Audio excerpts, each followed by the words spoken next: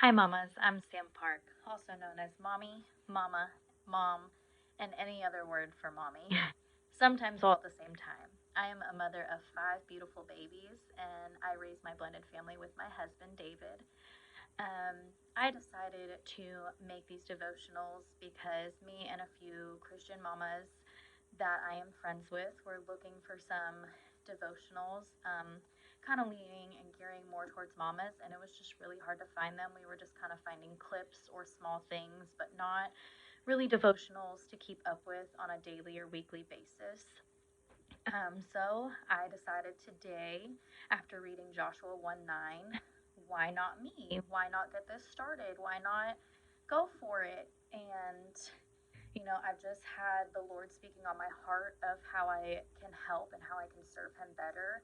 And in the past few weeks, I've just decided this is the way that I want to serve Him. And I've looked over many verses and gotten many books and looked at some other mom devotionals through books and things like that to kind of really find where I wanted to get started. And I decided to get started with this Joshua 1:9. It reads, "Have I not commanded you, be strong and courageous? Do not be afraid, do not be discouraged, for the Lord your God will be with you wherever you go." And this really just spoke to me because I am not a public speaker. It's very hard for me. So be kind. um, but after just really thinking about this verse, I decided, why not me? Why not today? Why not, help some other mamas out that are struggling and don't have a devotional to look to, like this one here. I'm going to try to keep these short because I know our time is short with all of our children, or even with just one child. Our time is very short as to, that quick nap time where you're trying to get everything done, laundry, dishes, or right before going to bed, we're just exhausted throughout the day. Whatever time is best to listen to this, I encourage you to try to either listen to this or read a verse or, play a couple songs to worship with. Find your time with God daily, or every other day, just at whatever chance that you can for yourself. Um, and, I feel that fear can really paralyze us. It can leave us in such a stuck situation sometimes. Um, and my pastor has talked, many times about, if you're in your comfort zone, that's usually not where the big things happen and the big changes happen. It's when you're pulled out of that comfort zone and out of, you know, your comfy pillow, and you're kind of pulled straight through that fear that you really find that true potential for yourself, and you really find where you touch God the best. And that is just why I decided to do this, because our children see that within us. Our children see us being brave and courageous and working past, all of these troubles and fears that we have. And we don't want our fears to become our children's fears. We want to handle those fears so that they can watch us handle them and they can work through those fears. We have to be that guide for them through fear, and to be able to show them you can be brave and courageous even in the hardest of situations. Um, and tell them, the Lord will walk with you through whatever path this is. Even if it's a path that you're leaning away from Him on, um, He will still stand right by you, stand right next to you, probably holding onto your shoulder or holding your hand with all of it. Um, and being brave, it doesn't necessarily mean you're you're not insecure, or you don't have those fears at all, or there's no troubles along the way. It is just meaning that you are willing to push past it, despite those insecurities and despite those fears and troubles and hardships along the way. You're going to push past it, and you're going to be brave, and you're going to be courageous through all of these things. Kind of like my public speaking fear, but I'm going to go ahead and do this anyway, because even if it just reaches one mama today, I just really hope it helps them, and it makes them feel better about themselves. And please feel free to comment and leave prayer requests. I will try to pray for everybody that leaves a comment on here, just because I know how hard it is to reach out, and I know how hard it is for us these days to talk about the Lord. You know, sometimes our families don't agree with it. Sometimes, our spouses aren't necessarily 100% on board. Sometimes, we don't know how to speak it to our children.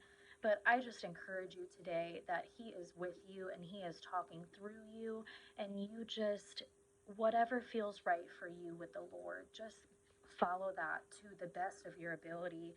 Um, be brave not only for yourself, but be brave for those tiny little people that are watching over us. Be brave and, show God that you're willing to spread His word in whatever way that He's showing you to spread it. And then another one that spoke over me today, this was going to be really the only one that I talked about, and that I was going to get started with. But another one spoke over me today. In the kitchen this morning, I was running to the bathroom, and my two littlest are home with me today, and they had pulled down a sheet cake that I had made in the last couple days. There was still about half a sheet cake in there with icing and sprinkles and all the fun, and they just got full hands in it. Were tearing it apart, covered in it, head to toe. My kitchen was covered in it. Those whole 2 seconds that we spend on ourselves just using the bathroom or something simple. Or my two littlest ones decide to always have dirty diapers at about the same time. And, Mama was up till 1 o'clock in the morning at work last night. I do 12-hour shifts as a nurse. And I go in at 1 o'clock in the afternoon, get home at 1 a.m. It just kind of works with our schedule the best. And so Mama's exhausted. And then we have this big mess at, before 9 o'clock in the morning. And then we're changing double up dirty diapers. And, this verse really spoke to me after this situation this morning. And that is Proverbs 14:29. And it says, whoever is slow to anger has great understanding, but he who has a hasty temper exalts fully. And it just really got me thinking, how could I have handled that situation better? How could I have showed better patience, better understanding? And I just really decided that I can't let my exhaustion and I can't let my stress lead straight to anger or lead straight to a negative response towards my children. I need to, either take a step back, or I need to say this verse out loud, or just remind myself that, that anger could lead to something that you regret. It could lead to something that you need to apologize for later. So instead of getting yourself to that point of needing an apology or feeling that regret, just speak this verse, say it out loud, say it for your kids to hear, because they are watching you, and the way that you respond is very important to situations like that can, strongly test your patience and strongly push you into a negative mindset. We need to remember to center ourselves, and we need to remember that the way that we respond affects our children and affects how they're going to respond to somebody someday. Whether it's to their siblings or to another adult or, to themselves, that self-talk is very important, and this is something that could affect their self-talk one day. I know this can be very difficult for me, especially having as many little ones in my house as I do, and especially when they're kind of going at it at the same time and all fighting or all, yelling at the same time, or whatever the situation may be. It's very hard to keep my patience sometimes. So I just decided to challenge myself today to either read this verse or just take a pause and really feel God's hand on me and let Him guide me into what my next step is going to be in that situation. And it's okay to take that break. It's okay to take those 2 seconds to just rethink the situation and let it go.